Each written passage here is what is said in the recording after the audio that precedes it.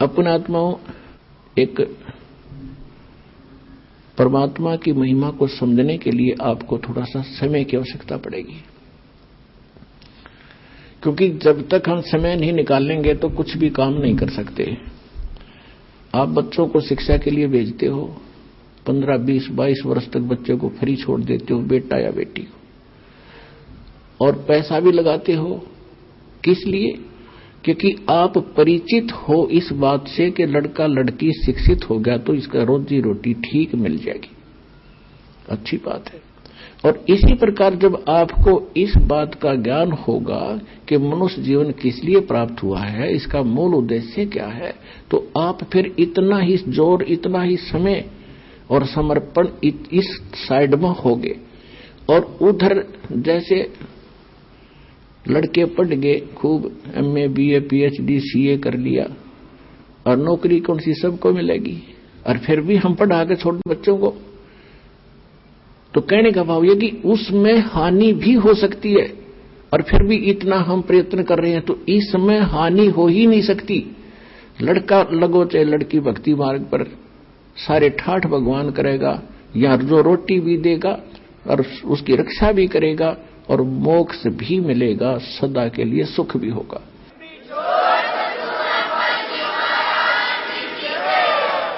अब जैसे ये दास देख रहा है, छोटे छोटे बच्चों को लेकर के माताएं यहां पर पहुंच रही हैं इतनी गर्मी और सर्दी के अंदर, और कितनी कितनी दूर से आते हैं। ट्रेन के अंदर कितनी भीड़ होती है, सारा साथ 2-2 दिन लग जाते हैं। दूर से आने वालों के 24-25 घंटे लग जाते हैं, 20-20 घंटे लग जाते हैं। तो ये क्यों आ रहे हैं? जैसे किसान, खासकर हरियाणा क्षेत्र में हम देखा करते थे, हमारे पिताजी और अन्य गांव के लोग, रात्रि के समय जैसे आज कितनी सर्दी है, जनवरी में कितनी सर्दी होती है, और खेत में किसान का नहर से पानी का नंबर आ जाता है रात के 12 बजे, जनवरी का महीना, और शीत लहर चल रही होती है। अब हम तो कमरे बंद करके खिड़की द्वार सारे रजाई ओढ़ कर सोना पड़ता है कि ठंड ना लग जाए, और किसान एक कंबल खेस ओढ़ के और खेत में पहुंच जाता रात के 12 बजे उसी शीत लहर में। वो बिल्कुल आलस नहीं करता, और जब उसके नंबर आता है नहर से पानी लगाने का, उस कंबल खेस को भी उतार के नीचे रख देता साइड में, और जल के अंदर घुटनों पानी में बढ़कर कस्सी से वो पानी बंद करता है। अब वो किस लिए कर रहा है ऐसा काम? उसको मालूम है कि यदि आज मैं सिंचाई करने नहीं गया और मेरा नंबर कट जाएगा, फिर ये नंबर मिलेगा नहीं, इतने मेरी फसल सूख जाएगी और मेरे बच्चे भूखे मर जाएंगे, मैं निर्धन हो जाऊंगा। क्योंकि किसान उस प्रोसेस से, उस प्रोसीजर से पूर्ण परिचित है, इसलिए वो ना ये देखता तेरा नमूनिया हो जाएगा, रात के समय ये भी नहीं देखता कोई सांप काट जाएगा, नहीं, वो काम करके छोड़े तो सफल हो गया। इसी प्रकार यहां वही आ सकते हैं जो उस किसान की तरह इतने प्रभावित हो चुके हैं और संतोष हो चुका है और उनको पूरा ज्ञान हो चुका है कि यो काम तब करना ही पड़ेगा, चाहे मरे चाहे जीवे। पर भगवान के भगत मरा नहीं करते, जिया करते हैं और सदा सुख मिला करते हैं।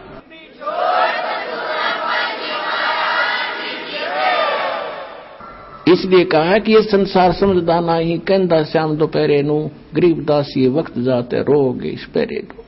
समझा है तो सिर धर पाओ और बहोर नहीं रह सका। अपने भाई बहनों को भी समझाओ, सारे संसार में ज्ञान फैलाओ, सारा विश्व सुखी होगा, सबको मोक्ष मिलेगा। ये वो टाइम आ गया है।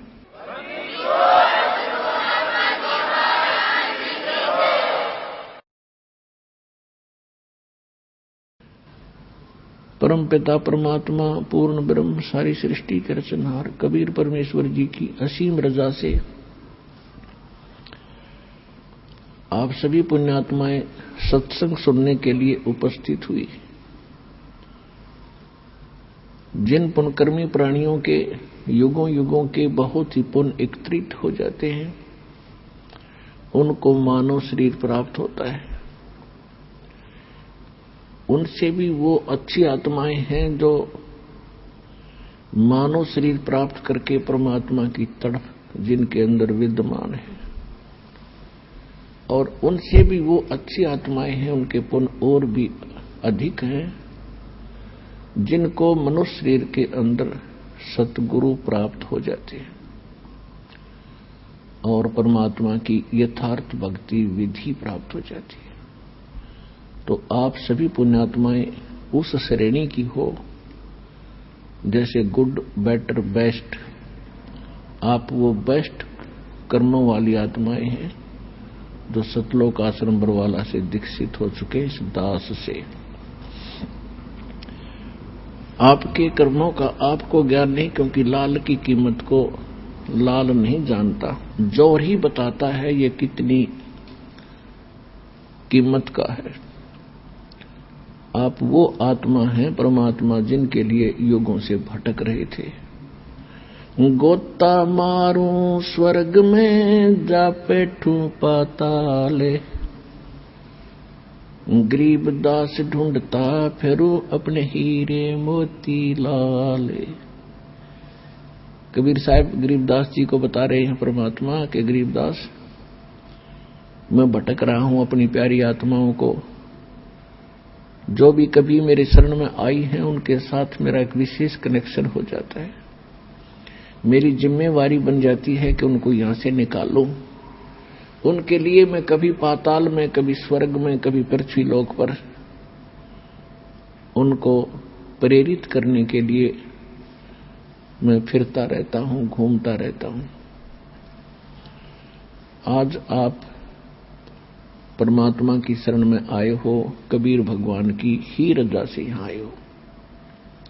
उन्होंने कोई भी कारण आपको यहां लाने का बनाया, कोई कष्ट हुआ, किसी साथी सहयोगी बहन भाई ने आपको यहां का ज्ञान बताया, या कोई पवित्र पुस्तक मिली, या कोई सीडी आपको सुनने को मिली, या किसी पुण्य कर्मी प्राणी के चैनल के ऊपर आपने परमात्मा की कथा सुनी, ये सब लीला परमात्मा कबीर जी ही कर रहे हैं।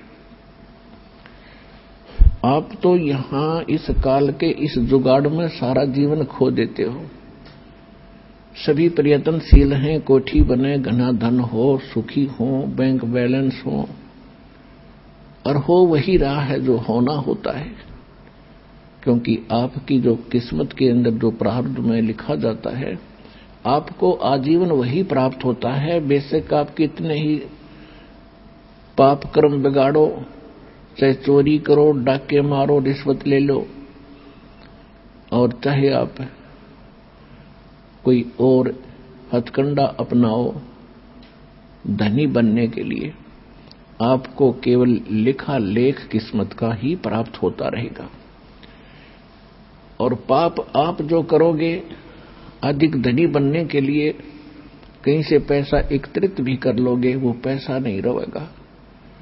कोई सदस्य घर का बीमार हो जाएगा, कोई पशु खराब हो जाएगा, या कोई पैसे लेकर देखो ना, या कोई लूट लेगा कि चोरी हो जाएगी, और वो पाप ज्यों के तो रहेंगे, वो चोरी नहीं होते, वो आपने कुत्ते गधे सूअर बनकर फिर भोगने पड़ेंगे।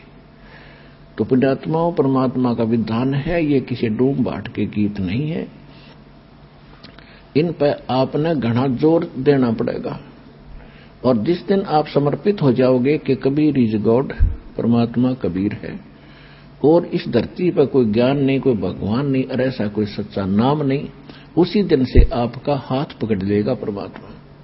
और जब आप भगवान के होगे फिर आपको चिंता क्या। सिर सौंप्या गुरुदेव को, सफल हुआ ये शीश, नित्यानंद इस शीश पर आप बसे जगदीश।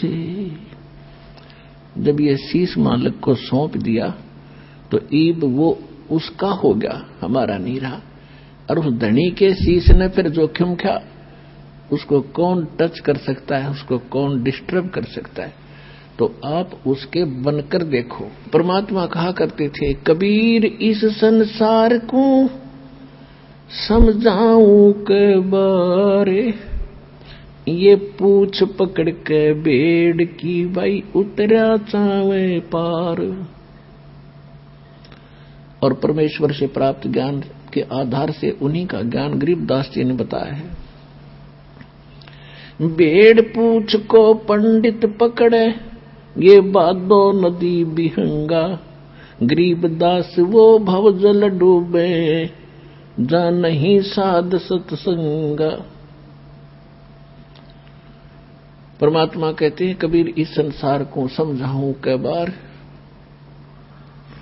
और ये पूछ पकड़ के भेड़ की और दरिया से पार होना चाहते हैं।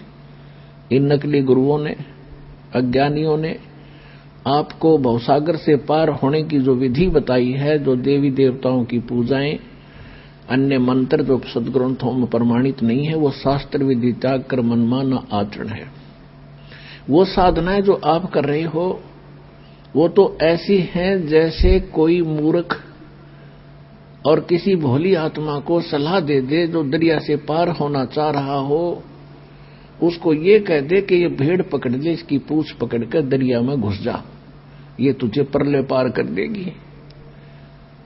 आपको खूब पता है वो भेड़ की पूंछ पकड़ कर पार नहीं हुआ जा सकता। उसके लिए तो एक सुदृढ़ नौका चाहिए और फिर उसमें खेवट चलाने वाला भी ठीक आदमी, एक्सपर्ट हो, तब पार हुआ जाता है। तो परमात्मा कहते हैं कि ये भोली आत्माएं साधना तो शास्त्र विरुद्ध कर रही है और सभी बात करते हैं ऊपर पार होने की। इसी प्रकार गरीबदास जी कहते हैं कि भेड़ पूंछ को पंडित पकड़े, ये विद्वान पुरुष गुरु लोग साधना शास्त्र विरुद्ध कर रहे हैं, वो भेड़ की पूंछ पकड़े बैठे हैं। और भादो नदी बिहंगा, भादवा के अंदर बहुत ज्यादा वर्षा होती है और दरियाएं एक विशेष रूप धारण करके और फ्लो होकर चलती हैं, बड़े भयंकर पानी लेकर के। तो कहते हैं उसमें से पार होना है आपने, और उसके लिए आप भेड़ की पूंछ पकड़े बैठे हो। गरीबदास व भवजल डूबे, जा नहीं साध सत्संगा, कि जिनको सतगुरु का सत्संग नहीं मिला वो भवसागर में डूब जाते हैं गलत साधनाएं करके। कबीर साहब कहते हैं, तीर्थ कर कर जग मर्या, उड़े पानी नाए, राम नाम जप्या नहीं फिर काल घसीटे जावे।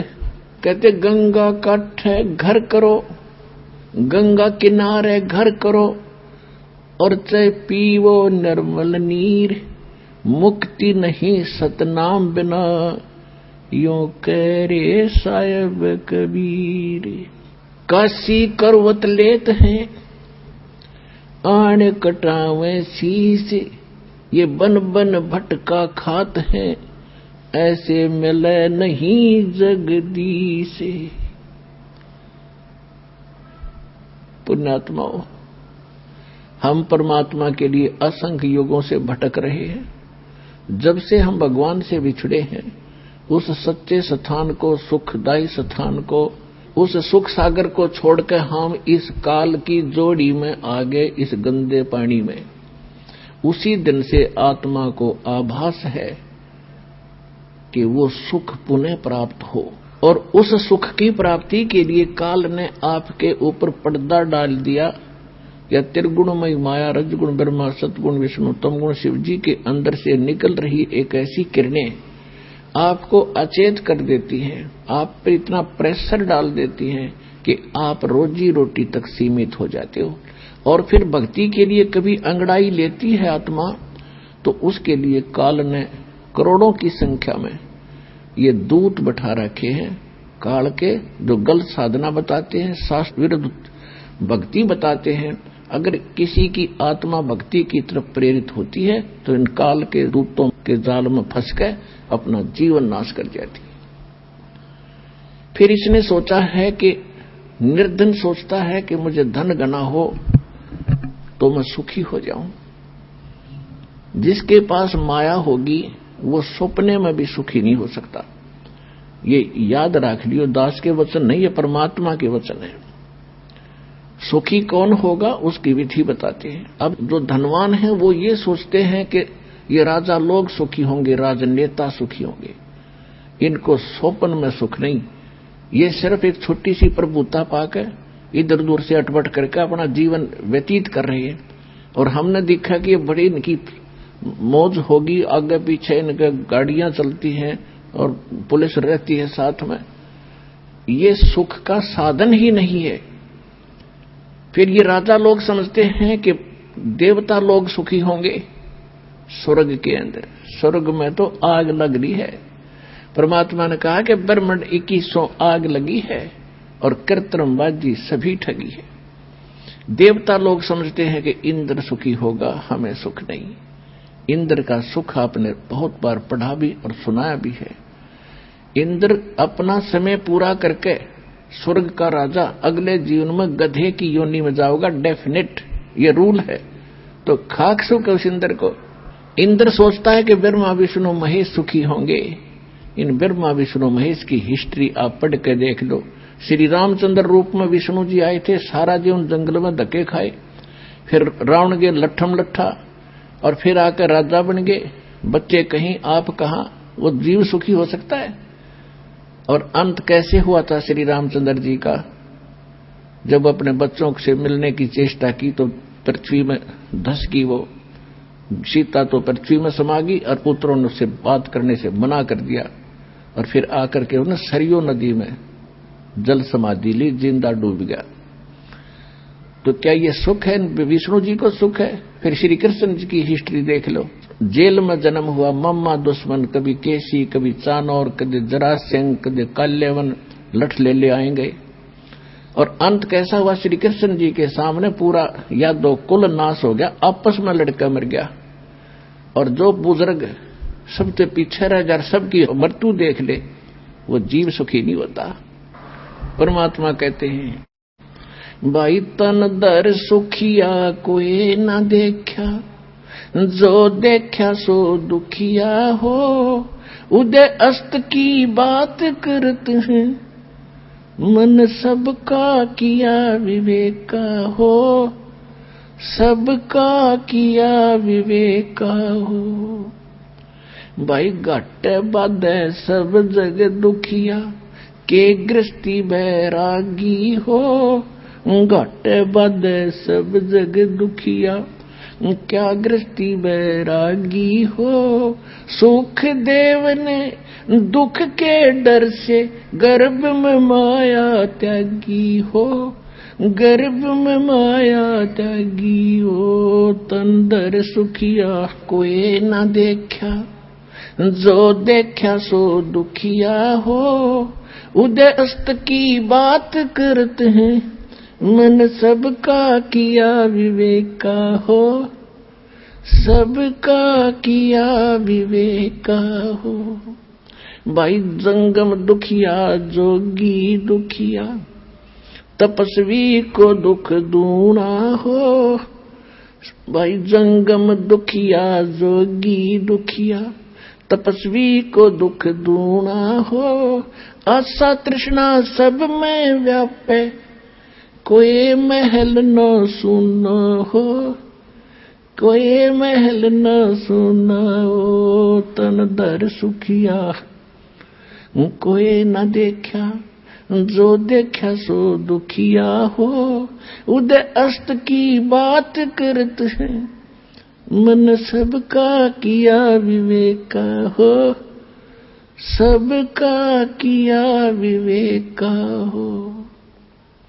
भाई साच कहूं तो ये जग ना माने, पर झूठ कही ना जाई हो।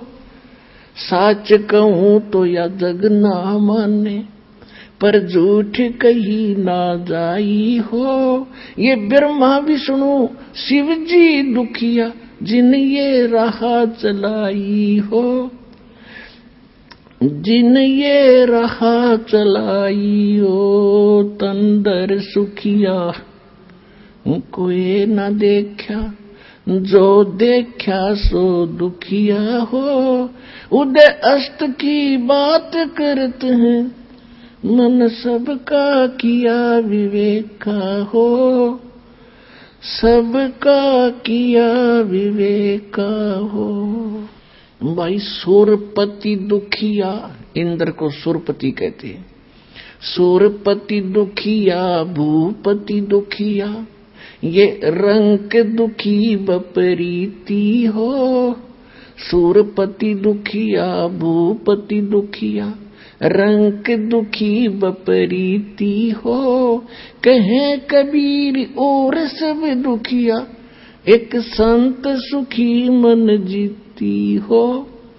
संत सुखी मन जीती हो। तन दर सुखिया, कोई न देखा, जो देखा सो दुखिया हो। उदय अस्त की बात करते हैं, मन सबका किया विवेका हो। सबका किया विवेका हो। भाई सूरपति दुखिया, भूपति दुखिया, रंग दुखी बपरीती हो। सूरपति दुखिया, भूपति दुखिया, रंग दुखी बपरीती हो। कहे कबीर और सब दुखिया, एक संत सुखी मन जीती हो। संत सुखी मन जीती हो। अपने आत्माओं, परमात्मा ने 600 वर्ष पहले ये बात कही थी कि साच कहूं तो जग नहीं माने, और झूठ मैं कह नहीं सकता क्योंकि वो सत्य साहिब है। और ब्रह्मा विष्णु ये शिवजी दुखिया, जिन्होंने यहां का यो सांग जोड़ रखा है इस काल का। फिर कौन बताया सुखी? कहते सुरपति दुखिया, सारी पृथ्वी का भूपति, सारी पृथ्वी का राजा हो जा, वो भी महादुखी। और रंग तो स्वाभाविक दुखी, निर्धन तो वैसे दुखी, उस पर सारे कैर टूटे। तो परमात्मा कहते हैं, कहे कबीर और सब दुखिया, एक संत सुखी मन जीती हो। संत कोई, संत माने संत सोए जो सीधा चले, सत भक्ति करे, सच्चा नाम जाप करे, वो सारे साधु और संत होते। साध संगत उन्हीं को कहते। तो जो भक्त सच्चा नाम लेके और मेरी शरण में आ जाएगा और इस मन पापी ने रोक ले, यहाँ की बकवादों की इच्छा ना करे, वो ही सुखी होगा। और फिर उसके साथ भगवान हो गया। और जिसके साथ परमात्मा है तो उसको फिर कष्ट कैसा? जैसे दास ने प्रारंभ में कहा सत्संग के कि एक बार आप इस परमात्मा को समर्पित होकर देखो।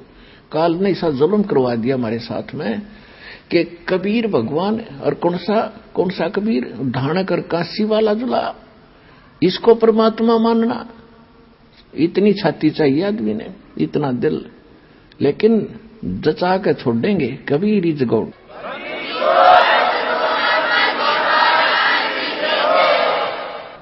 तो कबीर परमात्मा को भगवान सिद्ध करना और उसको हृदय में जचाना, इसने जुल्म कर दिया हमारे साथ।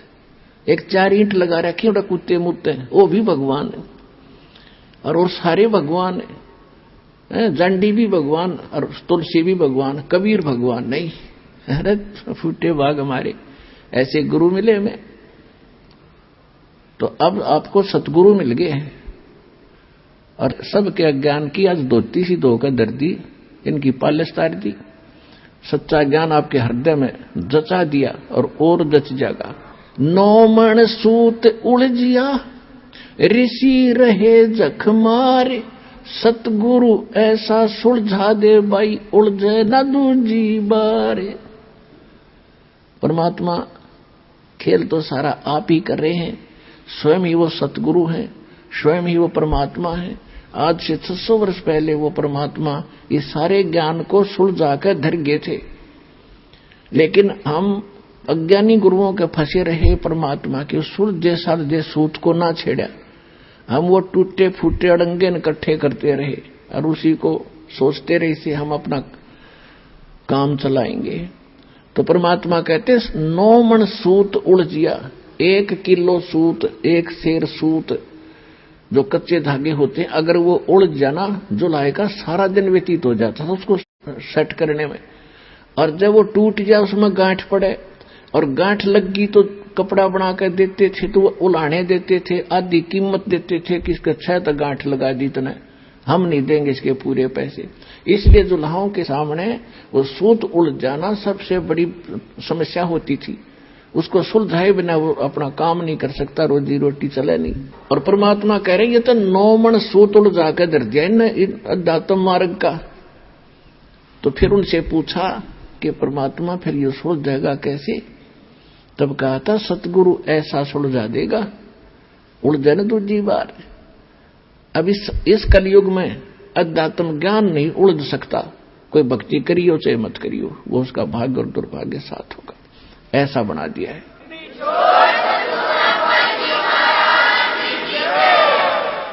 अब इस आत्मा को परमात्मा की तरफ जब से उससे विमुख हुई है, जब से इसका परमात्मा से वियोग हुआ है, उसी दिन से इसने भगवान की आवश्यकता महसूस हो रही है। फिर इससे हटकर फिर इन्होंने सोचा ये तो बताए। फिर इस आत्मा ने सोचा कि जंगलों में भगवान मिलेगा, वहां भी राजपाट त्याग कर चले गए। फिर पता लगा कि संत रूप में परमात्मा कभी भी कहीं भी प्रकट हो जाता है। और हम सुना करते थे, एक साधारण सी बात थी कि अभी भगवान पता ना किस रूप में आ जा, और किसी अतिथि का आए का घर पे अनादर नहीं करना चाहिए। किसी साधु संत के साथ हमने झगड़ा और वाद विवाद बदतमीजी नहीं करनी चाहिए। ना जाने परमात्मा किस रूप में आ जा। फिर वो निराकार कैसे था, हमारी बुद्धि पर पत्थर पड़ गए थे, इन इतना ज्ञान ठोक दिया था। परमात्मा के बारे में कह भी हमें ज्ञान नहीं था। तो इस तरफ में ये आत्मा परमात्मा के पाने के लिए, उससे वो सुख प्राप्त करने के लिए जो भगवान दिया करता है, जो उसके गुणों में हम सुनते और सुनाते रहे, वो नहीं मिलने के कारण हमने सभी पूजाएं भी की, उससे सुख ना मिला। फिर अन्य पूजाएं की, उनसे भी सुख नहीं मिला। हम फिर गुरुओं के पास गए, वहां से भी सुख नहीं मिला। तो हम नास्तिक हो गए कि भगवान है ही नहीं। लुटो खसोटो पाप करो, किसी तरह पैसा मिलो, कोठी बनाओ और बड़ी आसान शौकत बनाओ, या भूल और कर ली हमने, कर्म बिगाड़ दिए। और काल भगवान यही चाहता है, ये कितनी बकवाद करो, भक्ति करो तो झूठी करो और नकलियों की शरण में रहो, और सतगुरु शरण इनको मिले नहीं। 600 वर्ष पहले भगवान आए रहे, सारे संसार को न जहाज में बैठा कर ले जाते, एक बार में ही, बार दूसरी बार की तो बात खत्म। और हम फिर इतने वंचित रख दिए नकली गुरुओं ने। तो परमात्मा ने आज ये दया करी आपको शिक्षित किया। पुण्यात्माओं, या शिक्षा इस मानव की सबसे बड़ी दुश्मन है। इसने अहंकारी, अभिमानी, चोर और बेईमान बना दिया हमारे को, हमारी सारा नैतिकता खत्म कर दी। आप पीछे 3 युग देख लो और 1950-60 से पहले, 50 से पहले के अपना भारत देख लो, कितने शिक्षित थे, कितनी नेक नीति थी, कितने सद्विचार थे।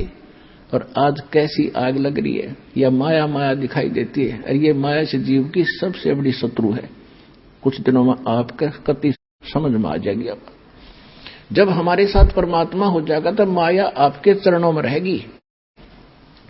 माया दासी संत की उभे दे आशीष, विलसी और लातों छड़ी, सुमर सुमर जगदीशी। कहते ये माया भगत की दासी हो जाएगी, चरणों में पड़ी रहेगी, और राम नाम रटते रहो और इसके निशान छड़ो, यानी खूब प्रयोग करियो, आपका आज्ञा पड़ी रहेगी और किसी तरह खर्ची और खाइए, लेकिन दुरुपयोग नहीं चलेगा। दान करें, आवश्यकता अनुसार प्रयोग करे, बाकी दान करे भगवान के चरणों में ला दे। और किया हुआ दान कभी व्यर्थ नहीं जाता। एक बहुत बड़ा मजबूत जहाज बनता है दान का। गरीबदास जी परमात्मा से प्राप्त ज्ञान को कहते हैं कि धर्म का नाश नहीं होता, चाहे विन से तीनों लोकों का नाश हो जाएगा। आपके द्वारा किए गए इस विधिवत पुण्य, शास्त्र अनुकूल सुपात्र को दिए हुए दान धर्म और पुण्य किए हुए, ये कभी विनाश में नहीं आते, आपके लिए जहाज बढ़ जाएगा। कहते हैं परमात्मा से पूछा किसी ने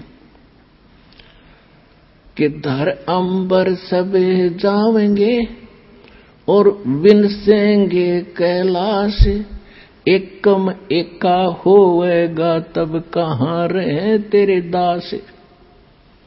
धरती अंबर जान दे और विनसन दे कैलाश, एकम एका होण दे मेरे आश्रय रहे मेरे दास। कि मेरे भक्त मेरे द्वारा बताई गई इस विधि और इस धर्म पुण्य के जहाज में बैठ के और ऐसे रहेंगे जैसे नौका जल के ऊपर रहा करती है। ये धर्म के कारण ये विनाश में नहीं आएंगे, चाहे तीनों लोकों का भी नाश बेशक हो जाए। तो इसलिए परमात्मा हमें रह रह कर याद दिलाते हैं कि जैसे द्रौपदी ने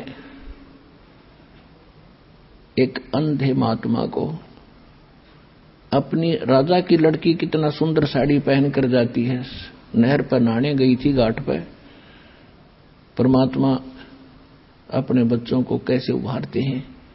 उनको मालूम है इनके ऊपर आने वाले जीवन में कितना कष्ट होगा। उन पुण्यात्माओं के साथ रहते हैं, कोई ना कोई ऐसा छल छिद्र करते हैं, हम समझ भी नहीं पाते, हमारे पुण्य बनवा जाते हैं। वहां एक अंधे महात्मा का रूप बनाकर दरिया में खड़े हो गए और एक तन पर एक लंगोट था, बाकी कपड़ा था नहीं। वो ही नहाते समय दरिया में बह गया। वो महात्मा कति नंगे खड़े जल के अंदर। उधर से लड़कियों की आवाज आई स्नान करने के लिए। द्रौपदी अपने पिता के घर पर कंवारी थी, स्नान करने के लिए सहेलियों के साथ जा रही थी। शोर हो रहा था। महात्मा ने सोचा, अंधा था, उसने सोचा कि मैं गलत स्थान पर आ गया, यहां कोई जनाना घाट है, लेडीज घाट है और बहुत बुरी बनी भाई। अब बाहर निकल नहीं सकता, कोई कॉपिन और नहीं, कोई कपड़ा लंगोट नहीं। उधर से द्रौपदी ने देखा कि महात्मा स्नान कर रहे हैं, जो उनके नहाने वाले स्थान से, घाट से जिधर पानी बह रहा था डाउन स्ट्रीम में 100-150 फुट की दूरी पर संत स्नान कर रहे थे। अब कहते हैं साधु दर्शन राम का और मुख पर बसे सुहाग। बोलेंगे भगवान की चर्चा करते हैं और दर्श उन्हीं को होते जिनके पूर्ण भाग। कबीरा दर्शन राम का, परमात्मा आवे याद और लेखे में वो समय बाकी का समय बर्बाद है। तो लड़की ने सोचा था कि महात्मा से चर्चा सुनूंगी, फिर उसने सोचा कि नहा रहे हैं, नहा लेने दो, तब तक मैं भी स्नान कर लेती हूं। उन्होंने स्नान सुनून करके बाहर निकली, साड़ी बांध ली पहले वाली, नहाकर ताजी साड़ी बांध कर लड़की खड़ी हुई। उसने देखा महात्मा तो अभी भी जल के अंदर है, नहा नहीं रहा है, ये कुछ चीज खोज रहा है। फिर अपनी दिव्य दृष्टि से देखा लड़की ने कि बाहर कोई कपड़ा नहीं, महात्मा निवस्त्र है और शर्म के मारे ये बाहर नहीं आ रहा है। और ये महात्मा शर्मिंदा होकर के सारा दिन इसमें खड़ा रहेगा, जल में बाहर आ नहीं सकेगा। तो लड़की ने अपनी साड़ी में, राजा की लड़की कितनी कीमती साड़ी पहनती है, अंडरस्टूड है। और उसने ये भी इंतजार नहीं किया द्रौपदी ने कि किसी नौकरानी से कह दूं कि डाल दे कोई कपड़ा चुंदड़ी, नहीं, क्योंकि विवेक नाम इसी का होता है। उसको पता था कि मैं रोटी खाऊंगी तो मेरा पेट भरेगा, मैं अपने हाथ से दान दूंगी तो मुझे मिलेगा। तो उसी समय उसने अपनी ही साड़ी में एक 8-9 इंच का एक गठ, एक बिलात ऐसे कपड़ा फाड़ा और महात्मा के लिए जल में छोड़ दिया। दूर से सोचा इसके हाथ लग जाएगा, ये बांध लेगा, फिर बाहर आएगा। अब वो अंधा था, दिखाई दे नहीं था, वो साड़ी का टुकड़ा साइड से निकल गया और वो ऐसे हाथ मार रहा था, ऐसे ढूंढ रहा था। लड़की ने दूसरा कपड़ा फाड़ के फिर डाल दिया, इतना ही साड़ी में से, फिर और टुकड़ा फाड़ा, एक लीर, एक छोटा सा टुकड़ा फाड़ के डाल दिया। ऐसे 7-8, ये देखो 2 कितनी होगी, 1.5 फुट, ऐसे 7-8 कॉपीन पाड़ पाड़ कर डाल दी, लेकिन संत का हाथ लगे नहीं क्योंकि उसको दिखा नहीं था। अब लड़की ने सोच, दूर इसलिए खड़ी थी कि संत जी को पता लग गया कि लड़की है, कहीं वो आगे न ना सरक जा, आगे दरिया बहुत गहरी है, महात्मा डूब जाएगा, मुझे पाप लगेगा। वह बोलने न्यों नहीं थी। उसने सोचा एक बड़ी लंबी सी लकड़ी लाई उठा के और उसका एक और पाड़ के एक पलांत की, यानी 8-9 इंच कपड़ा उसके लपेट के, और महात्मा जहां से कर रहा था उसके आसपास कर दिया। उसके हाथ लगा, लगते उसने पकड़ा और क्या देखा उसमें, हाथ क्योंकि अंधे की आंखें हाथ होती हैं। उसने देखा ये वैसे बहकर आया हुआ कपड़ा नहीं है, ये किसी बेटी ने रहम किया है, अपनी विशेष साड़ी पाड़ कर मुझे दिया। तब कहते हैं साधु ने आशीष दिया, आशीर्वाद दिया कि बेटी आज तूने मेरा पर्दा रखा है, मेरी इज्जत रखी है, भगवान तेरा पर्दा रखे, तेरी इज्जत रखे, तने गढ़ाए दे। कहते हैं साधु बोला सहज सुबह और जो चाहे सो कर दे।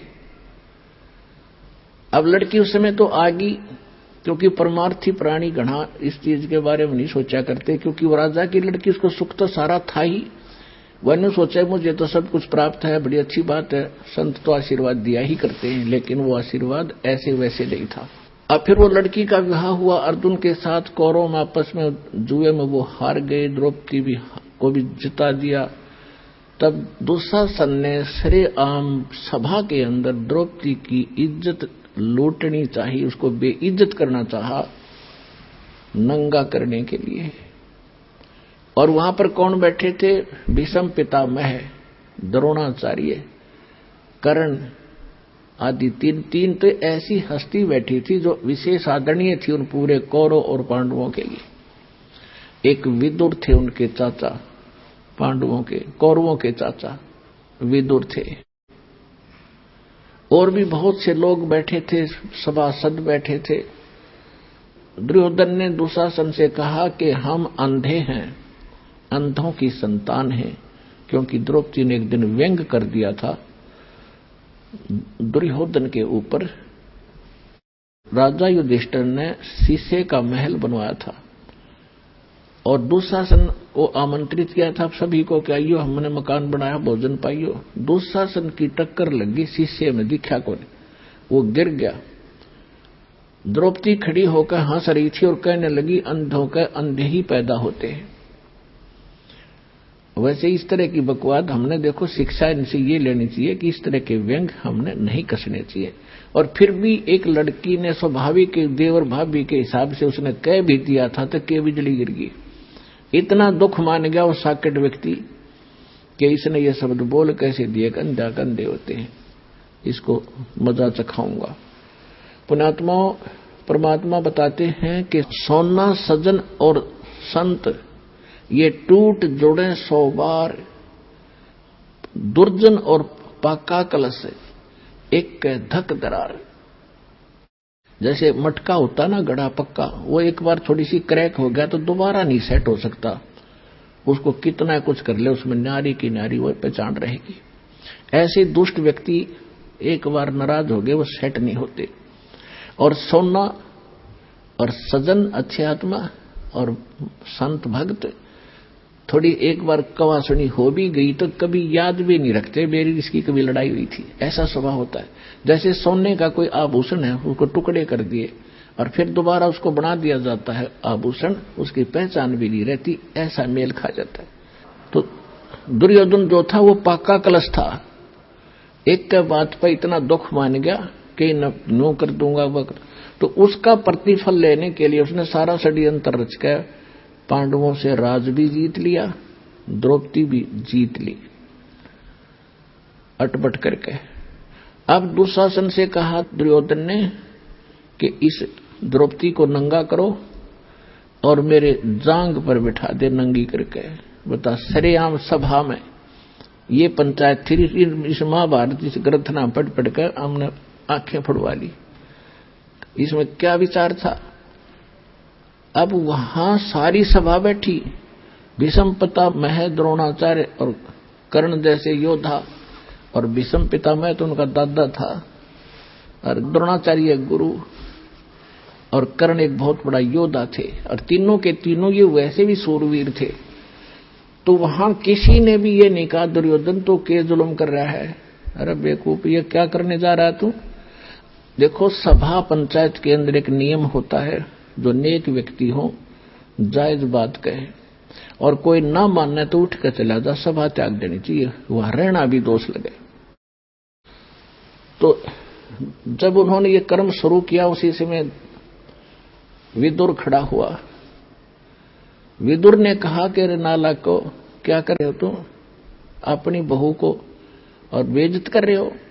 कौरव और पांडव चाचा ताऊ के हो तुम, तुम्हारी और इसकी इज्जत में कौन सा फर्क है? बाहर के लोग ने कहेंगे अपनी इज्जत आप पे तार दी ने। कहते हैं विदुर कहे ये बंधु थारा, एक के कुल एक के पर वो परिवार। विदुर के मुख पर लगा थपेड़ा, तू तो है पांडवों का चेहरा। अब दुशासन ने अपने चाचा विदुर का थप्पड़ मारा कि तू तो इनका चमचा है, पांडवों की ओर बोलता हमेशा। और वो कह था न्याय की बात कि भाई इसे तो पांडवों की बहू, ऐसी कौरवों की। बता, इसमें किसकी इज्जत खराब? अपनी इज्जत आप ही खराब कर रहे हो। तुम कहते हैं विदुर कहे ये बंधु थारा, ये थारा भाई है, तुम्हारे भाई है, और एक का कुल एक परिवार है। विदुर के मुख पर लगा थपेड़ा, तू तो है पांडवों का चेहरा, तू तो है बांदी का जाया। दुशासन ने कहा कि तू तो बांदी से पैदा हुआ है, तेरी मनोवर्ती गुलाम वाली ही है, तू हमेशा ऐसी घटिया बात करता है। तू तो है बांदी का जाया। और भीष्म, कर्ण और द्रोण मुस्काया। जब दुशासन ने अपने चाचा का थप्पड़ मारा और उसको यूं कहा कि तू तो है बांदी का जन्मा हुआ गुलाम, तो उस बात पर वह तीनों, भीष्म पितामह दादा और द्रोणाचार्य गुरु और कर्ण वो सूरवीर, तीनों ने हंसन लगे, मुस्कुराए, एक बहुत अच्छी बात कही। अरे बेशर्मो, खड़ा होकर ये कहना चाहिए था, अरे बेवकूफ तूने कैसे अपने चाचा बात उठा दिया, नकमी आत्माओं। अगर उन तीनों में से एक भी खड़ा होकर ये कह देता खबरदार से लड़की का हाथ लगाया, कौरवों की हिम्मत नहीं थी। लेकिन वो बुद्धि भ्रष्ट थे। जब लड़की को नंगा किया जा रहा सरेआम, और वहां बैठे किस लिए? फिर वो, उनमें कितनी गंदी सोच होगी ये सहज हिसाब लगाया जा सकता है। तो यहां परमात्मा ने सूक्ष्म वेद के अंदर इन पुराने ग्रंथों का भी जूस निकाला है, निष्कर्ष निकाल कर आपको दिया जा रहा है कि जिन ग्रंथों को तुम पढ़ा करते, क्या खाक थे वह? एक जमीन के ऊपर राजपाट पर लड़का मर गए, क्या शिक्षा है इससे? पता, वो जमीन यहीं रहेगी, यू लाल किला यहीं पड़ा है, और वह किधर धक्के खाते होंगे नरक में। तो क्या चीज है ये? तो ज्ञान के अभाव से, सतगुरु के अभाव से हम ऐसे ही बिना सिर पैर के ग्रंथों को पढ़कर अपना कल्याण मानते थे। अब क्या होता है कि द्रौपदी ने पहले तो देखा था कि सभा के अंदर मेरे 500 पांडव बैठे, पति और सूरवीर, वो मुझे नंगा होते कैसे देख सकेंगे? लेकिन वो हार चुके थे जुए में, वो बंध गए थे जुबान में, उन्होंने नीची गर्दन कर ली। फिर भीष्म पिता द्रोणाचार्य और कर्ण की तरफ देखा कि ये कैसे सहन कर लेंगे मुझे यहां नंगा करते हुओं को, लेकिन वो हंस रहे हैं। जब विदुर को थप्पड़ मारा, ऐसे वचन कहे, तब वो समझ गई कि ये सभा ठीक नहीं है। और पुण्यात्माओं, जब तक हम संसार से कुछ आशा रखते हैं कि ये मुझे ये लाभ दे देगा, वो मुझे ये सुख देगा, तब तक परमात्मा साथ नहीं देगा। आप तो सीधम सीधा भगवान से जुड़ोगे, चाहे आपका उंगली का चोट लाग जा, नो यही अर्थ है भगवान आप पे करोगे। भले ही जो मीडिया उसका दवाई बने, डॉक्टर बने, लेकिन करेगा भगवान। आपने ऐसा भी देखा होगा, डॉक्टर खूब इंटेलिजेंट है और खूब प्रसिद्ध है, और एक व्यक्ति जाता है, उसका इंजेक्शन लगाता है, वो रिएक्शन कर जाता है और डॉक्टर के हाथों में मर जाता है। तो ये दवाई और डॉक्टर नहीं करते, या संस्कार काम करते। परमात्मा साथ होगा। जैसे आप देखते हैं कई भक्त, मेरे तो लाखों से ऐसे पाला पड़ा है, कहते हैं जी मैं सब दवाइयां खा ली, कोई नहीं लगती, खाते हैं तो रिएक्शन करते हैं, खुजली हो जाती है, नाम शुरू करते हैं, आशीर्वाद प्राप्त करते हैं, वही गोलियां फिर काम करना शुरू कर जाती हैं। तो संस्कार से सब कुछ होता है। तो तब हम परमात्मा हमें पल पल में साथ देगा। छोटे से छोटा भी दुख और सुख आपको अनुभव करा देगा कि मेरे कारण दुख टला तेरा, जब रोज दिखेगा आपने। तो ऐसे जब द्रौपदी ने देखा कि ये कोई साथ दे नहीं रहे, तब भगवान याद आया। और हम भी ऐसा ही करते हैं, जब हमारे यहाँ के सब रास्ते बंद हो जाते ना, औषधि भी काम नहीं करती, जब हम भगवान याद करें अपने आत्माओं। अब परमात्मा को याद तो सभी करते हैं आपत्ति में, लेकिन किसको राहत मिलती है? या तो उसके पिछले जन्म के पुण्य हो, उनसे भी लाभ दे देता है परमात्मा। और जब पुण्य ही खत्म हो जाएंगे तो बेशक अर्जी लाए जाइए और बेशक प्रार्थना करते रहना, कति सुनाई नहीं होगी। अब जैसे द्रौपदी ने वो एक पुण्य किया था और एक महापुरुष का वचन था, वो महापुरुष भी स्वयं परमात्मा ही थे। कहते हैं सोचल सिद्धर मैं करूं अपने जन के काज। तो द्रौपदी कभी किसी जन्म में भगवान की शरण में रही हुई है वो आत्मा, और उनके पीछे परमात्मा कहते हैं जो बच्चा गौ की नजर में, न्यो साईं को संत, और भक्तों के पीछे फिरे वो भगत वत्सल भगवंत। अब द्रौपदी ने जब याद किया, हे भगवान आदि इज्जत इस दासी की आपके हाथ में है, आत्मा का साथी है भगवान कबीर साहब, और मन का साथी है काल। जब हम मन से कुछ पुकार करते हैं तब तक सुनाई नहीं होती, जब इसकी आत्मा रोती है वो भगवान का अंश है। अब यहां से जब द्रौपदी ने पुकार की तो धर्मराज के दरबार में, जो यहां का न्यायाधीश अकाउंट रखता है, उसके दरबार में इसकी चीख गई, वहां गुंजी बुरी तरह। और धर्मदास ने तुरंत उस नंबर की वह फाइल खोली जिसमें उस आत्मा के कुछ पुण्य और पाप डिपॉजिट थे।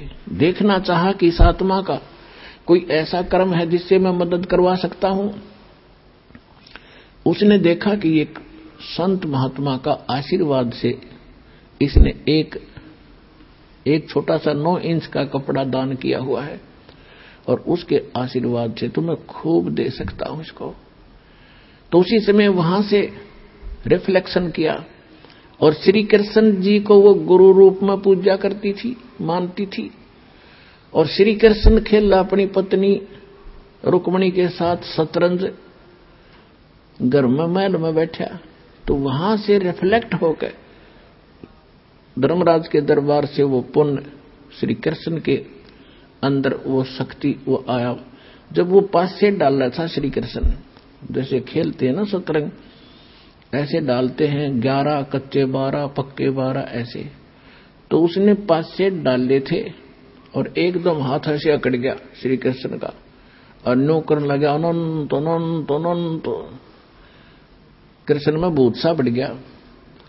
अब रुक्मणी कहने लगी हाथ पकड़ के कि बोल ढंग पे बोल, अनंत अनंत क्या कर रहा है, बोल 12 है कच्चे 18 है क्या है, और ये अनंत क्यों कहा तो मुझे बता।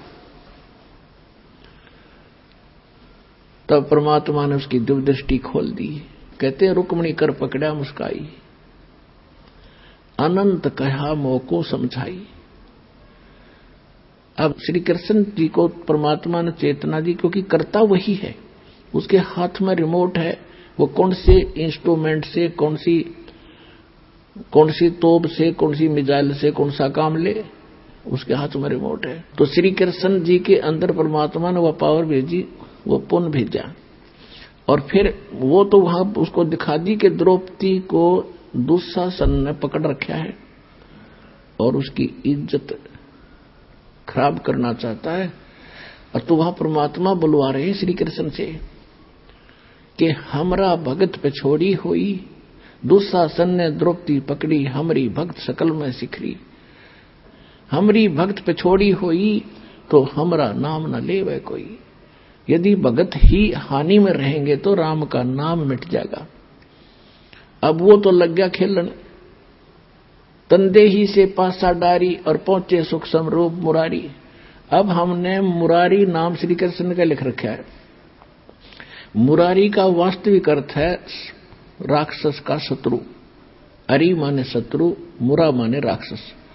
तो सबसे बड़ा जो राक्षस हमारा कर्म है, पाप कर्म, और उस पाप कर्म रूपी राक्षस ने न कृष्ण काट सकता, न विष्णु काट सकता, न राम काट सकता, न ब्रह्मा विष्णु महेश, न शिव, केवल एक परमात्मा कबीर भगवान काट सकता है। तो वो वास्तव में मुरारी है। जैसे वासुदेव श्री कृष्ण को कहते थे, वासुदेव नहीं है श्री कृष्ण। वासुदेव का अर्थ ही कुछ और होता है। वो तो वासुदेव का बेटा था।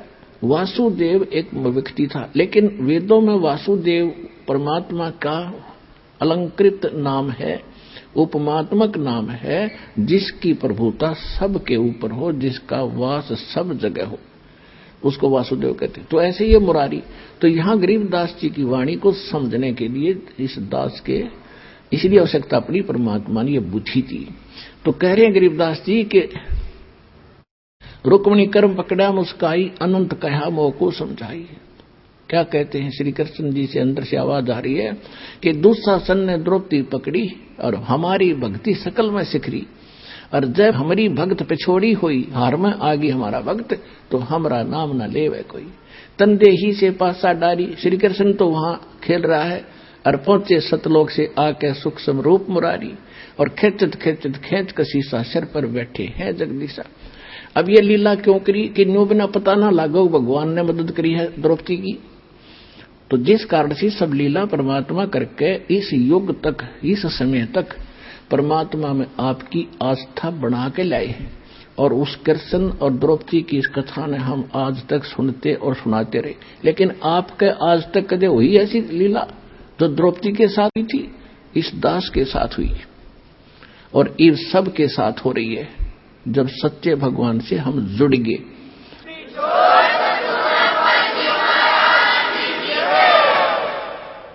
अब इसी प्रसंग को पूरा करते हैं। कहते खेच कसीसा और सिर पर बैठे हैं जगदीशा। द्रौपद सुता को दिन ने लीर जाके अंत बढ़ाए चीर। द्रौपद सुता के चीर बढ़ाए, शंखों पार ढी पाए। अब उसने खूब खेच के छक लिया दुशासन इतना तगड़ा आदमी था। कहते 1000 हाथियों जितनी ताकत थी उसमें। जैसे आजकल तो मशीन ये मोटर होती है, उनको हॉर्स पावर से उनको मापते हैं, उनकी ताकत को आंकते हैं। उस समय एलिफेंट पावर से तोला जाता था। 1000 एलिफेंट पावर जितनी ताकत पावर थी उसमें दुशासन में। और द्रौपदी कहते कोमल अबला, और जो भगवान के आश्रय हो गए, कहते न्यू रखूंगा अपने भक्तों को। अब कहते एक कम एक का होण देर विष्णु दे कैलाश, मेरे आश्रय न्यू रहेंगे मेरे दास। अब दुशासन के सामने द्रौपदी की क्या औकात थी। एक झटके पता नहीं कहां पड़े जाके, और उसका पसीने आगे थक गया वो हार के, उसका चीर खत्म नहीं हो। अपने आत्माओं वो बात समाप्त हुई। कुछ दिनों के बाद श्री कृष्ण जब वहां आए पांडवों के पास, द्रौपदी ने पूछा कि हे परमात्मा, हे गुरुदेव, मुझ दासी पर आपने कौन से पुण्य की या कृपा करी जो मेरा चीर बढ़ा दिया। अब श्री कृष्ण जी को दूरदृष्टि दी भगवान ने। उसने देखा कि द्रौपदी, एक समय तू स्नान करने गई थी जब तू अपनी मां के घर थी, विवाह से पहले कुंवारी थी। उस समय तूने एक अंधे महात्मा को एक साड़ी का टुकड़ा पाड़ कर दिया था, एक बिलांत का, और जिसके कारण परमात्मा ने तेरा यो चीर बढ़ाया बहन।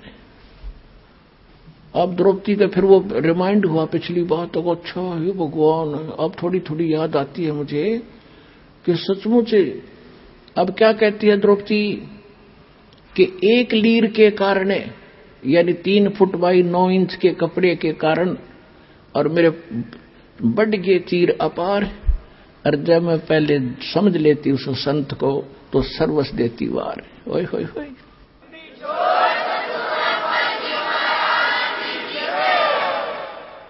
नमस्कार जी। क्या शुभ नाम है जी आप जी का? भूरीदास। पिताजी नाम श्री कन्हैयालाल, रामपुर, तहसील इगलास, जिला अलीगढ़, यूपी। सर क्या काम करते हैं आप? खेती का काम करते हैं सर। भूरीदास जी, परम संत सतगुरु रामपाल जी महाराज की शरण में आने से पहले आप कौन सी भक्ति करते थे? मैं पहले भक्ति करता था, शिव जी की भी की, हनुमान जी की भी की, देवी की भी की, लेकिन किसी से मेरे को कोई लाभ नहीं हुआ जो है। फिर मैं जो है गोरखनाथ की भी भक्ति की। सर परम संत सतगुरु रामपाल जी महाराज की शरण में आप कैसे आए? ये ज्ञान गंगा पुस्तक को मैंने उसका अध्ययन किया, 1 साल तक मैं उसी से वो जोड़ा रहा। तो फिर मेरे दिमाग में कुछ ऐसी आई कि उसमें जो ज्ञान था उसको देख करके जो है, और मैंने जो है फिर गुरुजी की वो देख करके मैं 1 साल बाद फिर यहाँ पर आया। तो मैंने गांव से एक साथी था उससे पता लिया, अकेला यहाँ पर आया। सर परम संत सतगुरु रामपाल जी महाराज से नाम उपदेश लेने के बाद आपको क्या लाभ मिला? मेरे को गुरुजी से नाम लेने के बाद में जो है, पहला तो मेरे को ये लाभ हुआ कि मैं आंखों से जो है बहुत ज्यादा वो था, तो उस दिन के बाद में अब 4 घंटे या 6 घंटे या 8 घंटे कितनी भी किताब पढ़ लूं लेकिन मेरे कोई परेशानी नहीं आती। दूसरा फायदा मेरे को कि मेरे बवासीर की मर्ज थी, उसमें मैंने 3 महीने लगातार दवाइयां भी खाई, लेकिन उससे मेरे कोई फायदा नहीं हुआ। परहेज भी मैंने काफी बनाए, और लेकिन यहाँ गुरुजी के शरण में आने के बाद में और मेरे को पूर्ण लाभ हुआ है। सर भक्त समाज को आप क्या संदेश देना चाहते हैं? मैं भक्त समाज को यही संदेश देना चाहता हूँ कि गुरुजी की शरण में आकर के जो है, और सभी का भक्त समाज जो है आकर के अपना कल्याण कराएं, और गुरुजी से नामदान लेकर के अपना वो कराएं, उद्धार कराएं। जी धन्यवाद आपका, बहुत बहुत धन्यवाद।